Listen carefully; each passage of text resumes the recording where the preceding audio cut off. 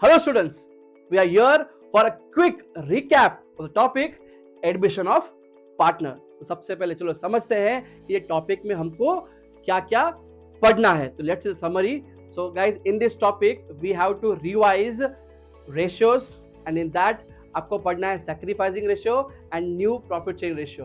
उसके बाद हम देखेंगे revaluation of assets and liabilities. Then सबसे important and that is treatment of goodwill.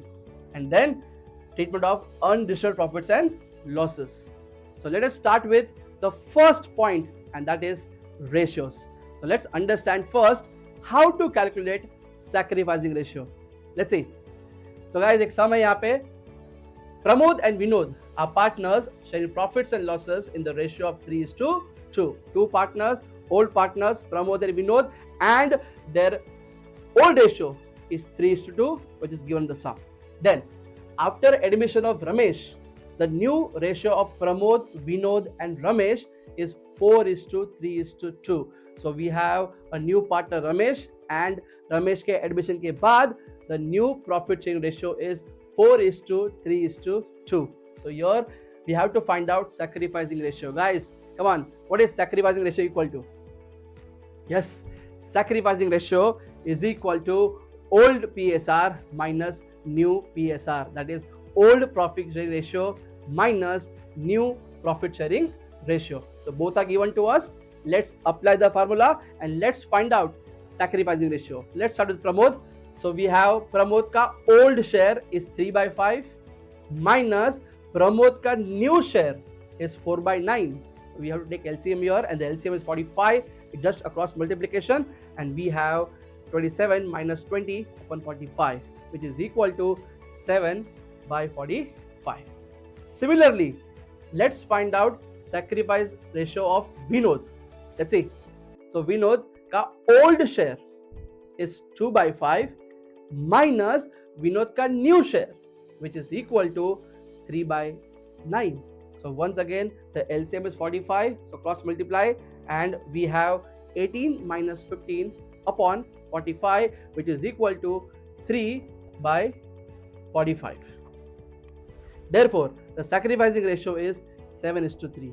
So guys, this is how you find out sacrificing ratio. अब guys, ये sacrificing ratio कहाँ पे काम आने वाला है? Point 1. Sacrificing ratio का calculation they may ask in objective. And second, sacrificing ratio is used, okay, when the new partner brings goodwill in cash. So वहाँ पे काम आएगा ये and उसी लिए हम यहाँ पे ये कर रहे हैं. चलो next, new profit sharing ratio. So let's understand how to calculate the new profit sharing ratio, that is NPSR. Let's check the sum. Anika and Radhika are partners sharing profits in the ratio of 5:1. So two partners, old partners, Anika and Radhika, and their old PSR is 5:1, जो सम में दिया गया है. They decide to admit Sanika.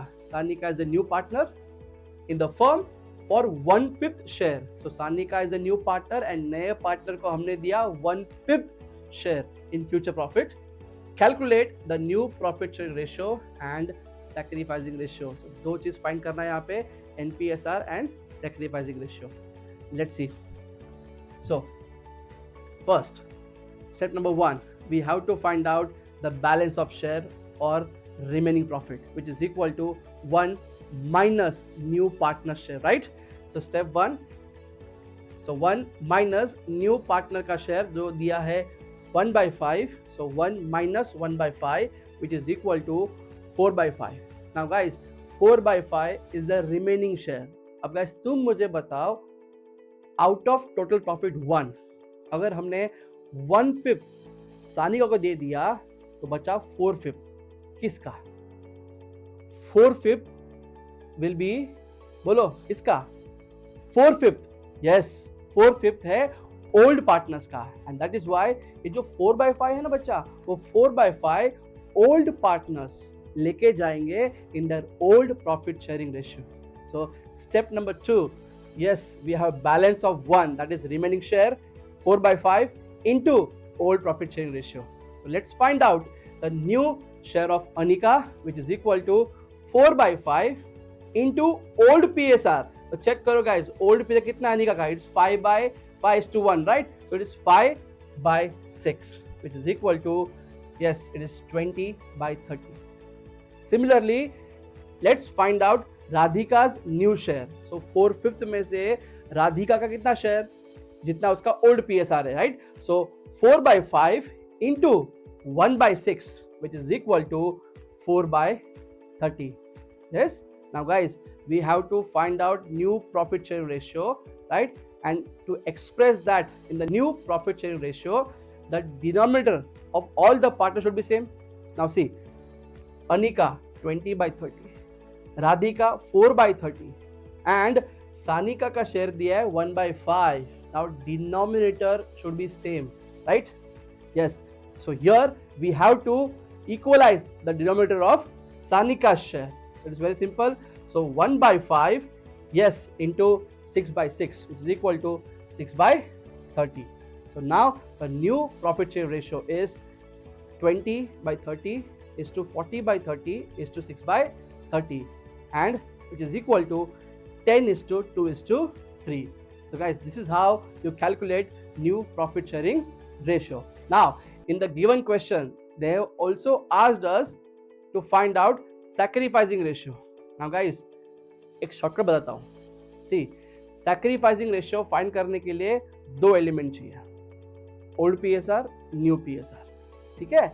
Now in the beginning of the sum, हमारे पास new PSR नहीं था, right? सो हमारे पास क्या था? हमारे पास सिर्फ ओल्ड PSR था और न्यू पार्टनर का शेयर था. सो एक शॉर्टकट बताता हूँ आपको. सी, if you calculate now by applying the formula old PSR minus new PSR, the answer will come to 5:1. Now understand guys, when only new partner share is given, SR is same as old PSR. This is shortcut, right? So see, SR find करने के दो element चाहिए था अपने को, old and new. तो हमने new find कर लिया है. So if you apply old PSR minus new PSR, the answer will come to 5:1. But no need. There is a shortcut, guys. What is that? When only new partner share is given, then old PSR and sacrificing ratio is same. Hello students, so let's revise the next part, and that is revaluation of assets and liabilities. ये बहुत simple है. Okay, so let's understand. Revaluation means to value again. तो जब आप assets and liabilities को revalue करेंगे ना बच्चा, तो दो चीज होने वाला है. क्या? या तो वैल्यू बढ़ेगा या तो वैल्यू कम होगा, या तो प्रॉफिट होगा या तो फिर लॉस होगा. वो profit and loss, guys, that profit and loss will be recorded in revaluation account. Now guys, revaluation account is a nominal account and the rule is very simple. Nominal account का debit expense and losses, credit incomes and gains. तो अगर profit है तो revaluation account on the credit side, और अगर loss है तो revaluation के डेबिट साइड. चलो फिर से बोलता हूं, अगर प्रॉफिट है तो revaluation account credit side, and अगर लॉस है तो revaluation account debit side. Clear है? Let's check the two possibilities when you revalue the assets and liabilities. Let's start the first with revaluation of assets. तो दो possibility है बच्चा, या तो वैल्यू बढ़ेगा या तो वैल्यू कम होगा. वैल्यू बढ़ेगा. नाउ गाइस, तुम बताओ मुझे, असेट का वैल्यू बढ़ गया और द फर्म, इट्स प्रॉफिट और लॉस? Its profit. तो अगर वो प्रॉफिट है तो वो कहाँ जाना चाहिए रीवैल्यूएशन अकाउंट में? यस, वो जाना चाहिए क्रेडिट साइड पे. So let's see. So when the value of asset increases, it's profit for us, and thus revaluation account is credited. So revaluation account के credit side में लिखेंगे हम that increase in asset, and the entry for that is concern asset debit to revaluation account. चलिए next part देखते हैं, decrease in asset. So वापस से बहुत simple लगते हैं. Come on guys, value of asset कम हो गया, it has decreased. So for us it is profit or loss? Definitely value of asset कम हो गया है तो हमारे लिए वो लॉस है. यस, एंड सिंस वो लॉस है तो वो कहाँ जाएगा? रीवैल्यूएशन अकाउंट डेबिट साइड पे जाएगा. Yes, so since it's a decrease in the value of assets, it's a loss for us, and that is why revaluation account is debited. तो revaluation account के debit में जाएगा decrease in asset, and the entry for that is revaluation account debit to concern asset account.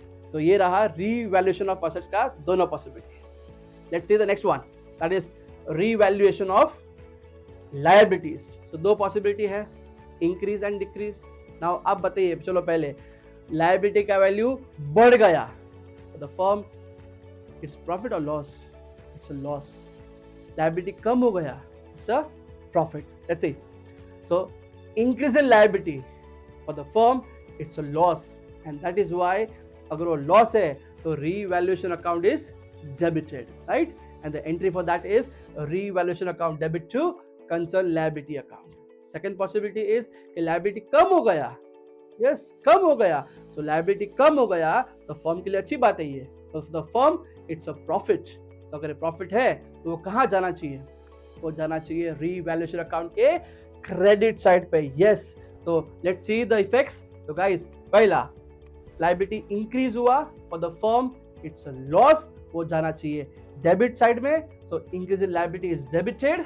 And second, liability कम हो गया, decrease in liability for the firm it's profit, so it will be credited to revaluation account, so decrease in liability. So at the end, when you record all the increase and decrease, you have to balance this revaluation account. And balancing करने के बाद अगर credit side ज़्यादा है, we have profit on revaluation, और अगर debit side ज़्यादा है, we have loss on revaluation, and that profit or loss on revaluation will be transferred to the old partners in their old profit sharing ratio. So this is revaluation of assets and liabilities. The next module is treatment of goodwill. Guys, admission of partner, retirement of partner का सबसे main adjustment and is treatment of goodwill. So देखते हैं admission के time goodwill का treatment क्या होता है. Now guys, जब नया पार्टनर एडमिट होगा एज ए न्यू पार्टनर, क्या वो खाली आता है? The answer is no. The new partner will bring capital and also goodwill. But goodwill वो हमेशा कैश में लाने वाला है क्या? The answer is no. The two possibilities, तो कैश में लाएगा या कैश में नहीं लाएगा. Let's see the treatment of goodwill in all this cases. ठीक है, let's start with the first one. So when goodwill is not appearing in the old balance sheet. Now what is old balance sheet means? जो question आपको दिया है ना, that is old balance sheet. उस balance sheet में goodwill नहीं दिया है on the asset side. इसका मतलब होता है goodwill is not appearing in the old balance sheet. Yes. So let's see the first case, that is new partner pays premium for his share of goodwill. नया partner goodwill cash में ला रहा है. तो फर्स्ट लेट्स सी के question में कैसा दिया जाएगा. So guys, here is the question, इस सैंपल क्वेश्चन है यहाँ पे. ओके, सो गाइस देखो, in this balance sheet, first of all this is old balance sheet, and ये बैलेंस शीट में असेट साइड पे गुडविल दिया नहीं है.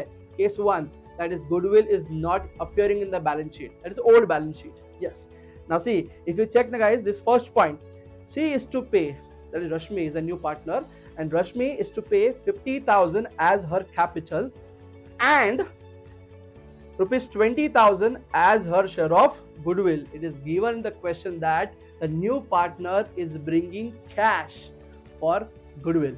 Let's understand the journal entry for this. Okay, so let's see. The entry is, it's cash bank debit to goodwill, and one more entry is goodwill account debit to old partners capital account in sacrificing ratio. So this is the entry passed, okay, when goodwill is brought in cash. एक entry नहीं है बच्चा, दो entry है. पहला cash आ रहा है, and दूसरा वो गुडविल का बेनिफिट हमने ओल्ड पार्टनर्स को दिया in sacrificing ratio. This is the entry. Now let's understand the effect. Guys, अगर जनरल एंट्री पूछा है सब में, तो ये एंट्रीज है.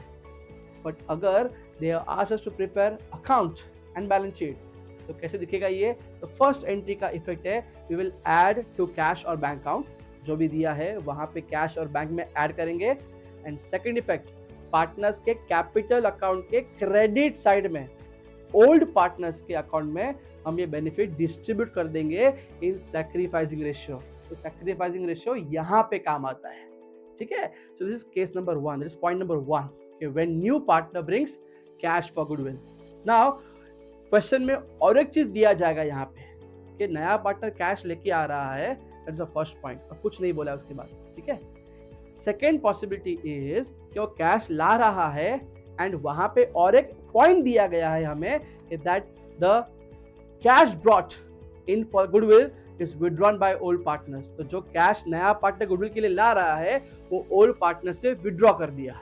सो क्या एंट्री बनेगा उसके लिए? उसके लिए एंट्री आएगा old partners capital account debit to cash bank account in sacrificing ratio. उसका इफेक्ट कैसे आएगा? First point, cash going off the business, तो कैश और बैंक अकाउंट से लेस करेंगे. यस. एंड दूसरा, पार्टनर्स के कैपिटल अकाउंट में डेबिट में ओल्ड पार्टनर्स के कॉलम में हम लिखेंगे in sacrificing ratio the amount जो उसने विड्रॉ किया है. So this is the first possibility कि when new partner brings cash for goodwill. Clear? चलिए अभी नेक्स्ट टाइप ऑफ एडजस्टमेंट जो आ सकता है गुडविल के लिए इज दैट कि वहां पे बोला रहेगा कि न्यू पार्टनर कैश में गुडविल लेके नहीं आ रहा है. That the new partner is unable to bring goodwill in cash. Let's see point number 2. New partner is unable to pay premium for his share of goodwill. वही cash में goodwill लेके नहीं आ रहा है तो क्या करने का? In that case we will raise the value of goodwill. Yes. First let's check the question के क्वेश्चन में कैसे दिया जाएगा. गाइस सी सैंपल क्वेश्चन है and in that it's given here goodwill was raised in the books of the firm for ₹8,000. But clearly बोला है उसने कि गुडविल रेज किया है.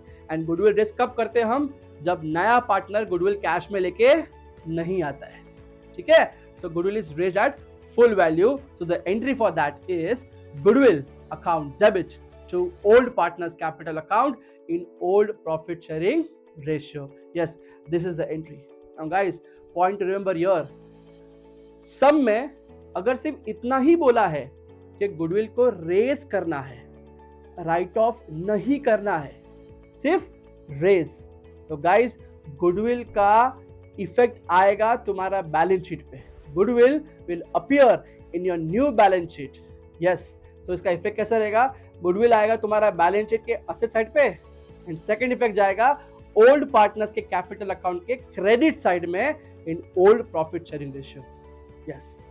एंड सपोज अगर सम में और एक पॉइंट मेंशन किया है कि गुडविल रेज भी करना है और राइट ऑफ भी करना है, देन गाइस हमें ये गुडविल अकाउंट को क्लोज करना पड़ेगा. राइट ऑफ का मतलब होता है क्लोज करना. तो पहले रेज किया, अब राइट ऑफ करना है. राइट. राइट ऑफ होता है आफ्टर एडमिशन, रेज होता है before admission. And that is why the entry is goodwill debit to old partners in old profit sharing ratio. Raise होता है बिफोर एडमिशन, राइट ऑफ होता है after admission. Guys after admission कितने partners है? 2 या 3? 3. After admission profit sharing ratio कौन सा है? ओल्ड या new? New. And that is why when you write off the goodwill after admission, goodwill write off होता है in new profit sharing ratio. Let's check the entry. Yes. So if such goodwill is written off, guys, अगर सम में दिया है right off करना है तो ही right off करना है, वरना रेस करके छोड़ देंगे. ठीक है. So if such goodwill is written off, the entry is all partners capital account debit. Why all partners? Because right of कब होता है? After admission in new profit sharing ratio to goodwill account. Clear है? तो guys इसका 2 effect कैसे आएगा? Partners के capital account के डेबिट साइड में जाएगा एंड सेकंड गुडविल तुम्हारे बुक्स में नहीं दिखेगा बिकॉज आपने पहले रेज किया, अकाउंट ओपन किया एंड देन आपने उसको राइट ऑफ कर दिया, क्लोज भी कर दिया. So when you raise and write off, goodwill आपके नए बैलेंस शीट में नहीं आएगा.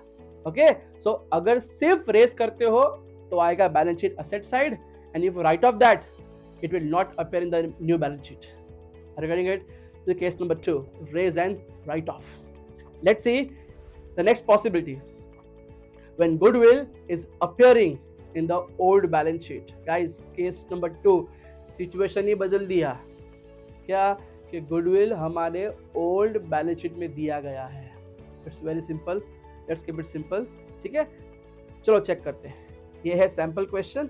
Now in this sample question on the asset side, okay, this is old balance sheet. On the asset side हमें दिया है goodwill 23,000 and in the question they specified goodwill of the firm was valued at 32,000.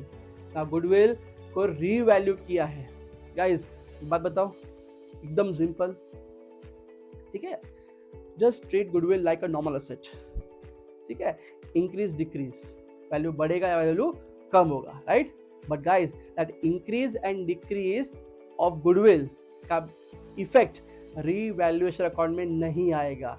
Goodwill being a special asset, goodwill का जो भी increase and decrease का effect है वो जाएगा कैपिटल अकाउंट में डायरेक्टली, ठीक है. बहुत सिंपल लगता है. गुडविल का वैल्यू या तो बढ़ेगा या तो कम होगा, या तो वैल्यू ऐड करना है वैल्यू लेस करना है, एंड उसका इफेक्ट डायरेक्टली पार्टनर्स के कैपिटल अकाउंट में जाएगा in their old profit sharing ratio, ठीक है. बिकॉज ये रीवैल्यूएशन होने वाला है बिफोर एडमिशन. बिफोर एडमिशन का मतलब होता है old partners, old PSR. Yes, let's see the situations. So guys, we have adjust the difference in goodwill by passing one of the following journal entry as applicable.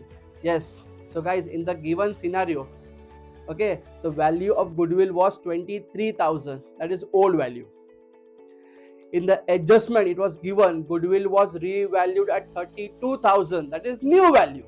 Now guys, आपके पास old value भी है, new value भी है. दो possibility है, क्या या तो वैल्यू बढ़ेगा या कम होगा. बढ़ा तो ऐड करो, कम हुआ तो फिर लेस करो. So here the first possibility it says that कि हमको 23 का एंट्री पास नहीं करना है, हमको 32 का भी एंट्री पास नहीं करना है, हमको एंट्री पास करना है डिफरेंस का. Are you getting it? Difference. Yes, that is 32,000 new goodwill minus old goodwill 23,000, that is 9,000. Yes, yeah so हमको 9,000 का एंट्री पास करना है. Let's say the first possibility, that is increase in the value of goodwill, that is your new goodwill is more than the old goodwill, ठीक है. So the entry will be goodwill को raise करना है guys. So goodwill account debit to old partners capital account in old profit sharing ratio. Two effects guys, हमने revalue किया है, value बढ़ गया है, goodwill account is debited. The first effect is कि बैलेंस शीट में goodwill में हम उसको ऐड कर देंगे, क्या लिख के, एड रेस या add increase. First effect. Second effect, partners के कैपिटल अकाउंट में, दैट इज ओल्ड पार्टनर्स के कैपिटल अकाउंट में on the credit side we will write the amount by dividing in the old profit sharing ratio, ठीक है. So two effects, goodwill में add करना है in the balance sheet, yes, and second partners capital account credit side. Second possibility, that is decrease in the value of goodwill, that is जब आपका new goodwill कम है, old goodwill ज्यादा है, तो क्या करना पड़ेगा बताओ गाइस. गुडविल वैल्यू कम हो गया, क्या करना पड़ेगा, ऐड या लेस, लेस करना पड़ेगा. Yes, so the entry for that is very simple, old partners capital debit to goodwill account in old profit sharing ratio.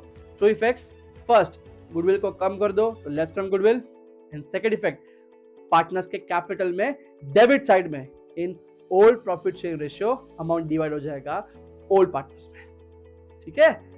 Clear है? This case number 2. बट इसमें और एक केस है गाइस, प्लीज अंडरस्टैंड दिस, के goodwill is appearing in the old balance sheet and new partner brings cash for goodwill. First case क्या था कि old balance sheet में गुडविल दिया नहीं है और कैश लेके आ रहा है.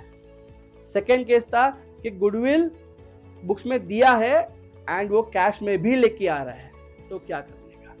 चलो पहले सम का सैंपल चेक करते हैं कि सम में कैसे वो दिखेगा. Let's see. So guys, this is sample question once again. Now here in the asset side goodwill is appearing at 63,000. So goodwill is given in the balance sheet, and in the adjustment it says Raj shall bring 30,000 for his share of goodwill. तो Raj is a new partner और Raj goodwill cash में लेके आ रहा है. बहुत simple है.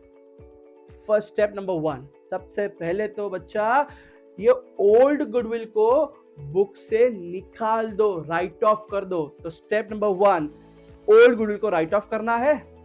And step number 2 is very simple, नया partner goodwill cash में ला रहा है, so we have to pass the entry for goodwill bought in cash, जो हमने पहले देखा. क्लियर है? So let's see the steps. Step number 1, write off the old goodwill. Yes, the entry is old partners capital account debit to goodwill account. तो सबसे पहले तो आपके बैलेंस शीट में से गुडविल जीरो हो जाएगा, लेस हो जाएगा, first effect. And second, old partners का अकाउंट डेबिट होगा in old PSR. Point number 1. Step number 2, नया पार्टनर गुडविल कैश में ला रहा है. ये हमने पहले ही देखा है. When new partner brings cash for goodwill, दो एंट्री होता है पास. That is cash account debit to goodwill and goodwill account debit to old partners in sacrificing ratio. So दो इफेक्ट कैसा आएगा यहाँ पे कि फर्स्ट इज कि हम बैंक में कैश और बैंक में ऐड कर देंगे, एंड सेकेंड ओल्ड पार्टनर्स का कैपिटल अकाउंट क्रेडिट हो जाएगा in sacrificing ratio. So these are the cases of goodwill in admission of partner. Hello students, the next part is treatment of undistributed profits and losses. Now guys, एक simple सा question पूछता हूँ, आप उसका जवाब दीजिए. All reserves, profits and all the losses जो old books में है, वो losses और profit किसका? ओल्ड पार्टनर्स का या न्यू पार्टनर का? ओल्ड पार्टनर्स का. परफेक्ट बोला, ओल्ड पार्टनर्स का है. गाइस, नया पार्टनर आने से पहले हम क्या करेंगे, वो प्रॉफिट्स ओल्ड वालों का है तो ओल्ड पार्टनर्स में बांट देंगे. वो लॉसेस भी ओल्ड पार्टनर्स का है तो वो लॉसेस भी हम ओल्ड पार्टनर्स में बांट देंगे. कौन से रेशियो में? ओल्ड प्रॉफिट शेयरिंग रेशियो में. यस, बिकॉज ये सब बिफोर एडमिशन होने वाला है, and before admission it is old profit sharing ratio. So the conclusion is any reserves, any profits, any losses जो old बैलेंस शीट में दिया गया है वो हम सब old partners में बांट देंगे in old profit sharing ratio. Let's see the entries. So the first one is transfer of profits, and the entry for that is profits debit, that is concerned profit debit to old partners capital account in old profit sharing ratio. Two effects. First, partners capital account के credit side जाएगा old partners को in old profit share ratio, and second, वो concern profit आपके नए balance sheet में नहीं आएगा क्योंकि आपने उसको डिस्ट्रीब्यूट कर दिया है. Yes. Next one is transfer of losses, and the entry is old partners capital account debit to concerned losses account in old profit sharing ratio. Two effects. First, partners का capital debit होगा OPSR में, and second, ये concerned loss आपके नए balance sheet में नहीं आएगा because वो लॉस आपने डिस्ट्रीब्यूट कर दिया है. And that is why after transferring the profits and losses, okay, this profit and losses will not appear in your new balance sheet. Guys, इस टॉपिक में और एक इंपॉर्टेंट पॉइंट है and that is capital adjustment. Guys, important है, उसीलिए वो fast track पे revise नहीं कर पाएंगे. So I request you to kindly visit our YouTube channel and there you can check all the videos related to capital adjustment. वहाँ पे in detail we have explained what is capital adjustment and why it is to be done and वो कैसे करते हैं. So please I request you so kindly once visit our YouTube channel and check out the video. Thank you.